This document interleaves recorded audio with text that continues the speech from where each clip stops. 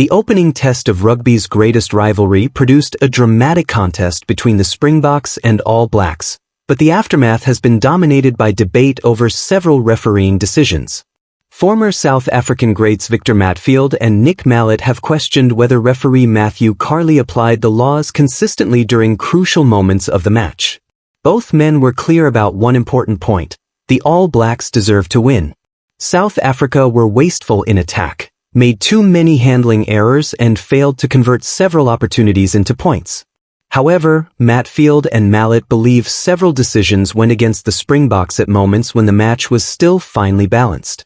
One of the biggest controversies involved a scrum close to the All Blacks line.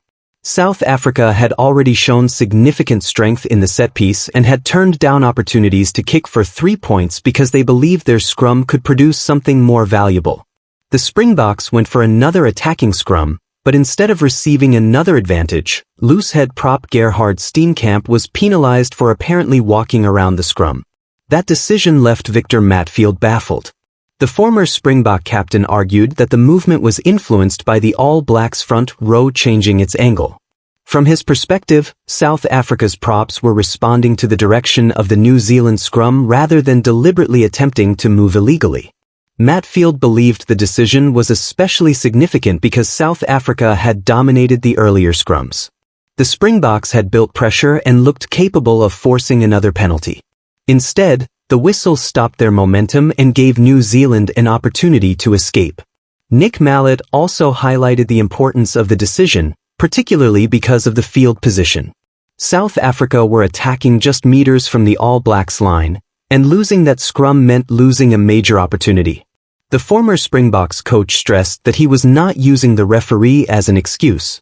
His point was that when a team is already making mistakes, controversial calls can make the situation even more difficult.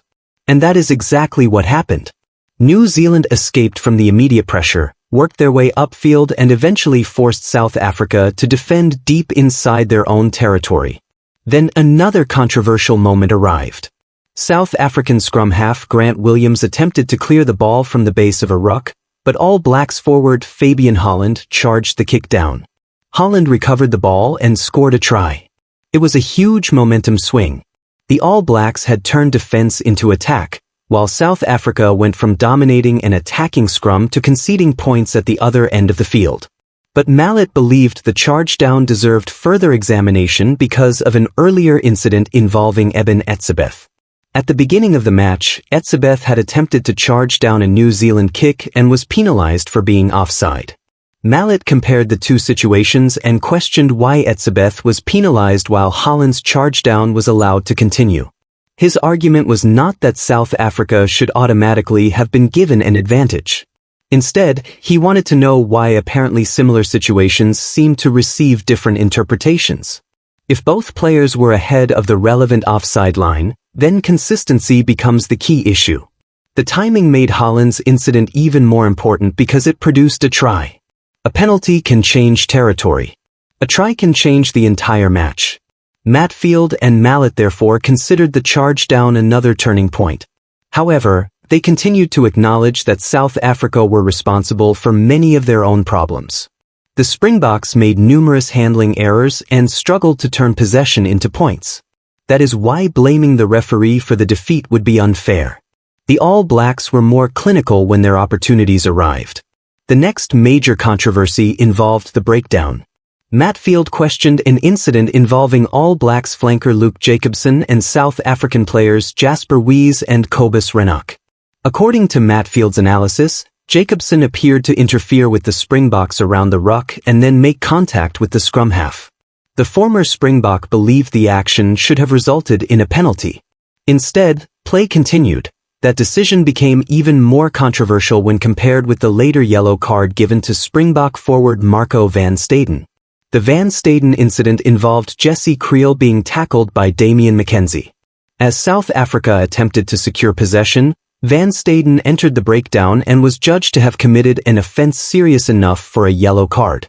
Matfield questioned the difference between the two incidents. If Jacobson's actions were legal, why were similar actions by Van Staden punished so heavily? And if Van Staden deserved a yellow card, should Jacobson have faced a similar sanction? Again, the issue was consistency rather than simply saying one decision was wrong. The difference between a penalty and a yellow card is enormous in Test rugby. When one team loses a player for 10 minutes, the opposition gains additional attacking space and defensive pressure increases dramatically. Mallett argued that if New Zealand had received a yellow card in the earlier incident, the match could have looked very different. With the score still close and plenty of time remaining, playing against 14 men could have created opportunities for South Africa. But that does not mean the Springboks would definitely have one. That distinction is important. The former Springbok coach repeatedly stated that New Zealand deserved their victory. South Africa had enough possession and field position to make the match more comfortable for themselves, but they failed to capitalize.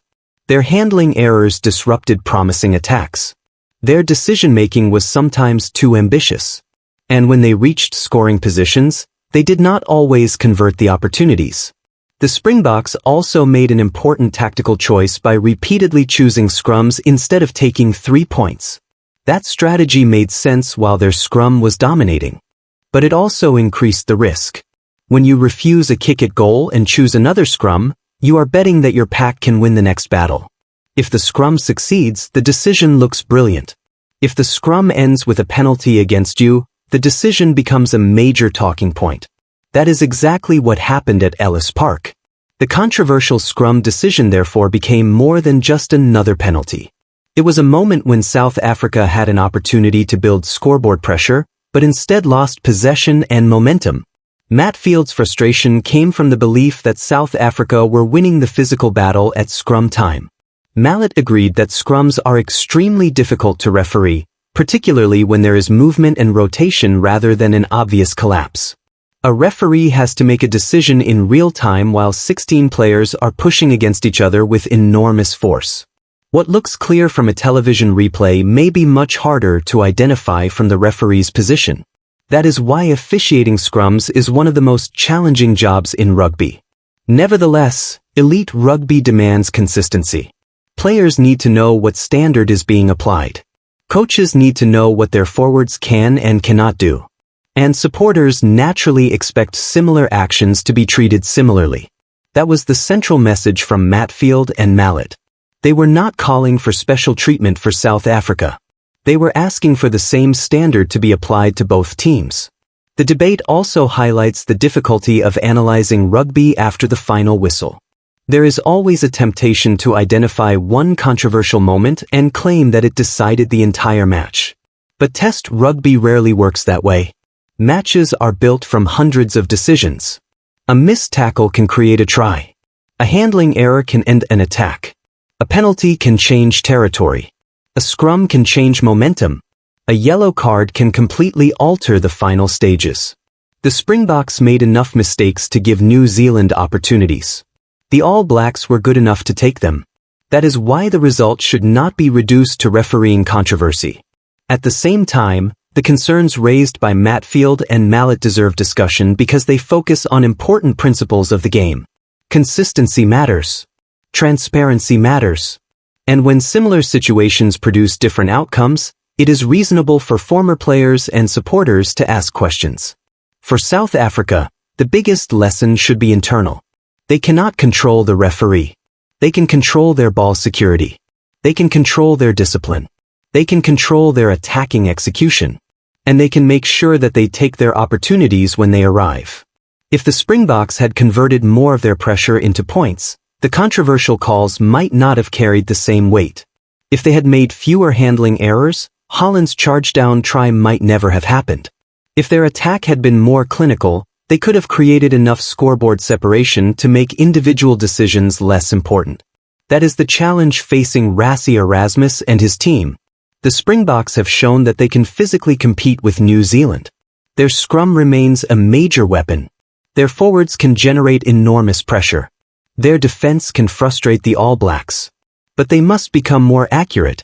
They cannot afford to waste possession against a team as dangerous as New Zealand. The All Blacks have demonstrated that they can survive pressure and punish mistakes. That makes the next test even more intriguing. New Zealand will enter with confidence after winning the opening battle. South Africa will be determined to respond. The controversy surrounding the first match will add another layer to the rivalry, but the Springboks must avoid allowing it to become a distraction. The best response to frustration is performance. If South Africa improve their handling, convert their chances, maintain scrum pressure and stay disciplined, they can put themselves in a much stronger position. The debate surrounding Matthew Carley and the controversial calls will continue, especially among supporters and analysts, but ultimately the Springboks need to focus on what they can control. The All Blacks earned their victory because they were more effective when it mattered. South Africa now have the opportunity to prove that the result was only one chapter of the rivalry. For Victor Matfield and Nick Mallett, the central question remains simple. If two situations look similar, why are they receiving different decisions? That is the question that has fueled the debate. But the answer for the Springboks is even simpler. Do not leave the result in the hands of one call. Create enough pressure. Take the points when they are there. Protect the ball. Finish attacking opportunities, and when a decision goes against you, respond with rugby rather than frustration. Because in rugby's greatest rivalry, the margins are incredibly small. One scrum can change momentum. One charge down can produce a try. One breakdown penalty can change field position. One yellow card can transform the final minutes. The All Blacks understood those moments better in the opening test. Now the Springboks must learn from them. The first battle belongs to New Zealand. But the rivalry is far from over. The next chapter will provide South Africa with the opportunity to answer on the field, and perhaps settle some of the questions that began at Ellis Park.